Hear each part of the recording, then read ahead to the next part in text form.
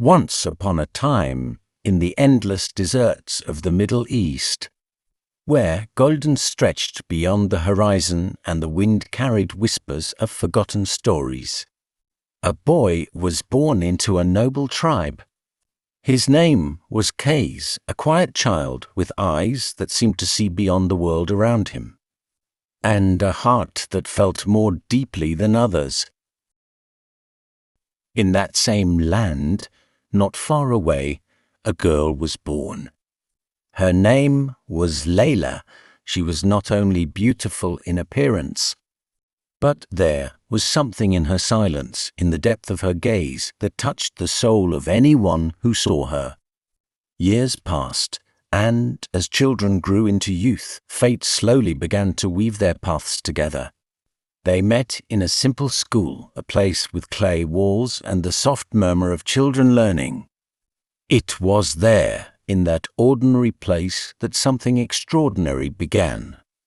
The first time Qays saw Layla, the world around him seemed to fade away. The voices disappeared. The movement of others meant nothing. There was only her. A single glance, and everything changed. Days turned into weeks, and weeks into months.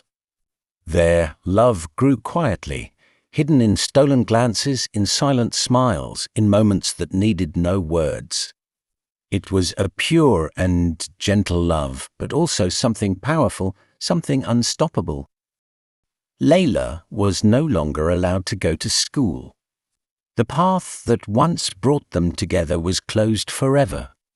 And so began their separation. Qays was never the same again. He wandered through the streets, calling her name, speaking poetry that poured from his soul, his voice filled with longing. People watched him and shook their heads. "He has lost his mind," they said. And from that day on, he was no longer Qays. He became Majnun, the mad one, but he was not mad.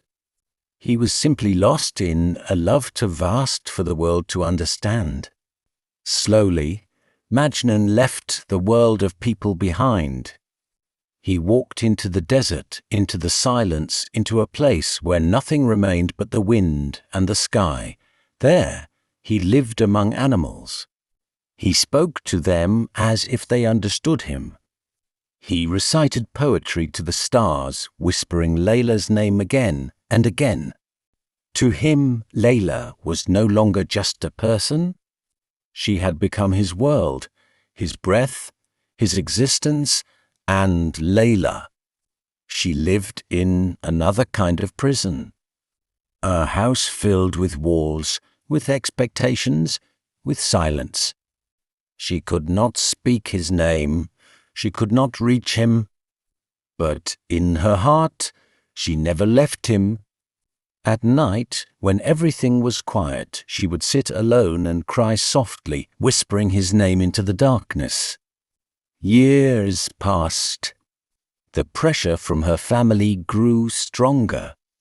Suitors came, one after another, until one day a wealthy and powerful man asked for her hand.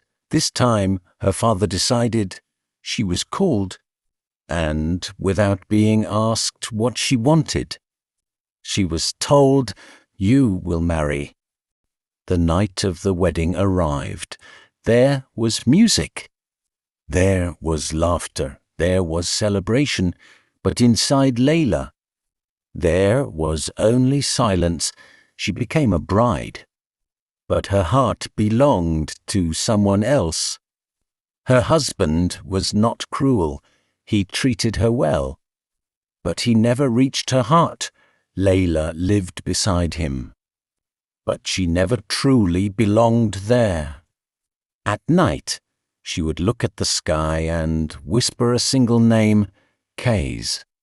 And Majnun, when he heard the news of her marriage. He stopped for a moment. He did not scream. He did not cry. He simply grew quieter, as if something inside him had broken, not his love, but his hope. He walked deeper into the desert, further away from the world, and deeper into his love. Years passed like this, two souls, living in different worlds, yet bound by the same love, until one day the news came. Layla had fallen. Then, another message. Layla was gone. Majnun stood up slowly. He did not rush. He did not speak. He walked across the desert until he reached her grave. He sat beside it, placed his hand upon the earth, and softly whispered, "Layla." There were no tears left, no words left, only silence, and something like peace. And there, beside the love of his life, Majnun closed his eyes and never opened them again.